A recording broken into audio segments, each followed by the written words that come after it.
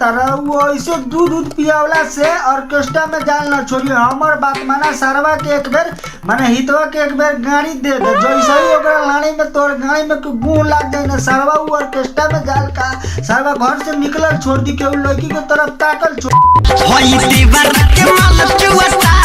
भाई लोग वीडियो शुरू करे से पहले तोनी के बता दी कि वीडियो यदि हमर ओपन करब तो वीडियो के शुरू से लेकर के लास्ट देखब, न तो कसम से कहता नहीं तोनी के लगावे ना खड़ा हो।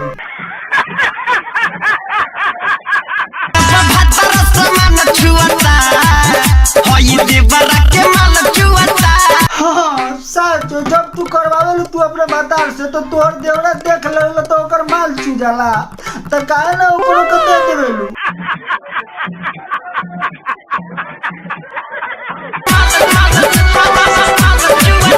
हाँ तो भाई लोग एकरे को कहल जाला खोले लाल पर धोखा। जब देवड़ा के सामने करवाई या देवड़ा देखी तो ओकर मन ना पड़ी आई तो सरवा का करत हई ऊ भौजी के देखिए के मुठिया के माल चुआवे लागत है। ई देख लेवत हई वही पर भौजी गाना निकाल देले बिया। सुनलू ना कह दिया कि हमर जब सैया हमरा के करेला त का तो हमर देवड़ा के माल चुए लागेला। तारा बहिन चोदो हाँ तो तोहर छोटियो उधर लेवेला तब तो बहुत पेला धोई सरवा झूठे नु कहता रुकी माल चुएला।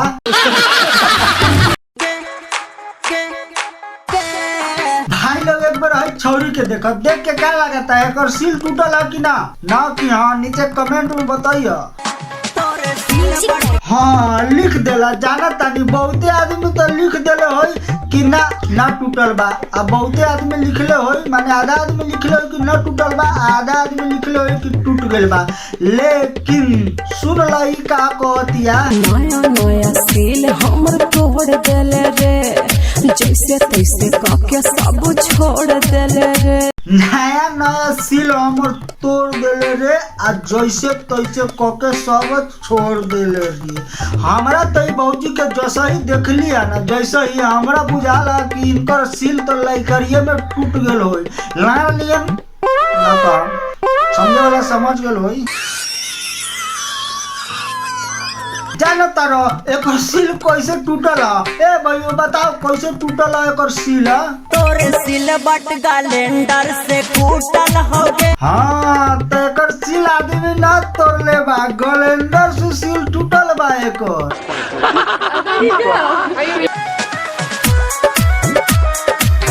यही से भौजी देखही में बुरचियार लागत तारे। जाम छतिया से ऐसन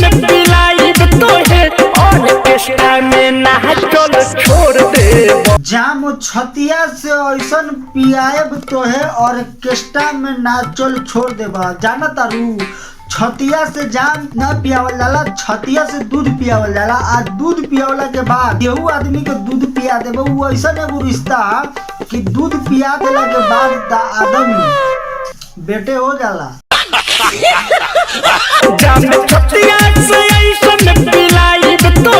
ना तारा वो ऐसे दूध पियावला से ऑर्केस्ट्रा में जाल ना छोड़ी। हमर बात माना सरवा के एक बेर माने हितवा के एक बेर गाड़ी दे दे, जैसे ही ओकरा लाड़ी में तोर गाड़ी में गुण लाग जाए ना सरवा वो ऑर्केस्ट्रा में जाल का सरवा घर से निकलल छोड़ दी के लड़की के तरफ ताकल छोड़ दी। जान जाए ना कि सरवा गोबर गैस का ऐसन गैस होखेला, बस वो दिन से वो घर से निकलल छोड़ दिया। तू कह तारू कि ऑर्केस्ट्रा में जाल छोड़ दो, उ से ना छोड़ी।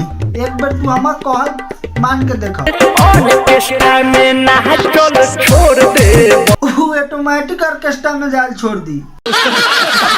आज के वीडियो पर समाप्त करता नहीं। आई होप कि वीडियो आप लोग को पसंद आयल हो। अगर वीडियो तो को पसंद आयल हो तो वीडियो के लाइक करिए, हमारे चैनलवा के सब्सक्राइब करके घंटा बजा दी ताकि कोनो वीडियो डालम तो आज तो पहुंची सबसे पहले। Thank you for watching, bye by.